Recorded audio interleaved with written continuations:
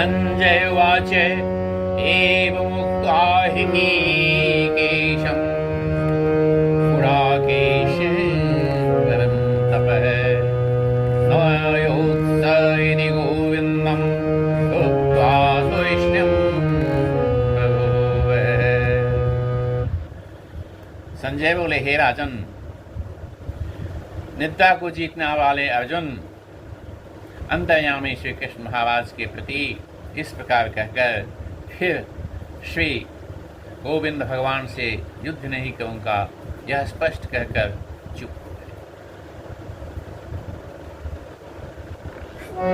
तमुवाच ऋषिकेशः प्रसन्निव भारतः सेनयोरुभयोर्मध्ये विषीदन्निर्मितं वचः।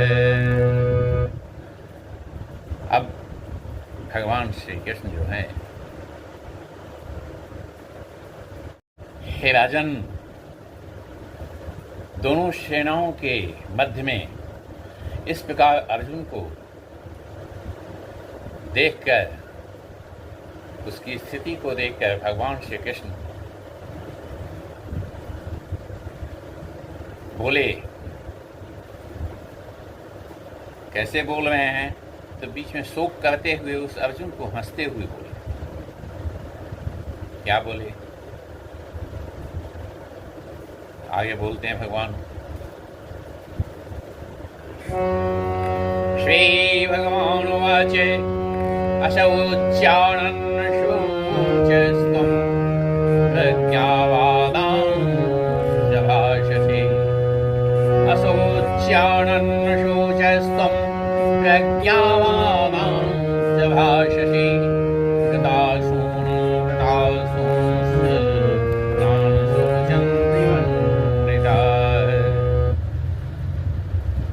भगवान बोले, असोच्यानन्न सोचस्तम, जो नहीं सोचने योग्य है उसका सोच तुम करे, और प्रज्ञावादांश भाव से विद्वानों की तरह बोली बोल रहे हैं।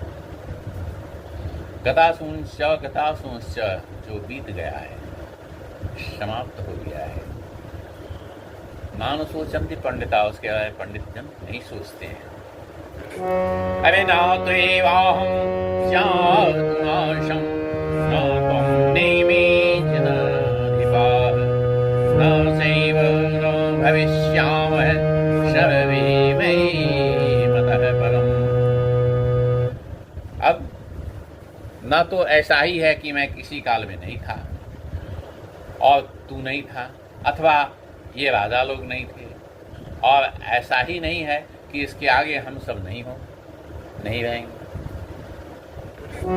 अरे देहिनोऽस्मिन् यथा देहि कौमारं यौवनं जरा तथा देहान्तरप्राप्य धीरः तत्र न मुह्यति।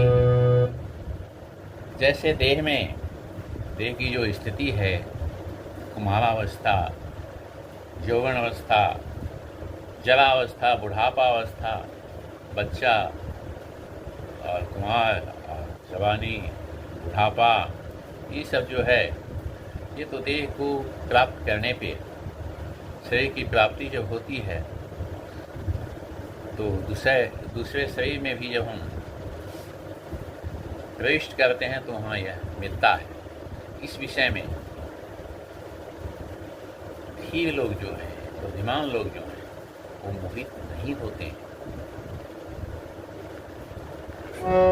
मात्रा स्पर्शास्तु कौन्तेय शीतोष्णसुखदुःखदाः आगमपायिनो नित्याः तां तदेक्षस्तु भारतः।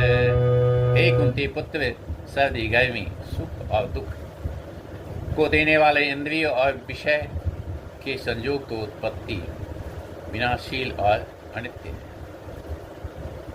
इसलिए हे भारत, उनको तू सहन कर।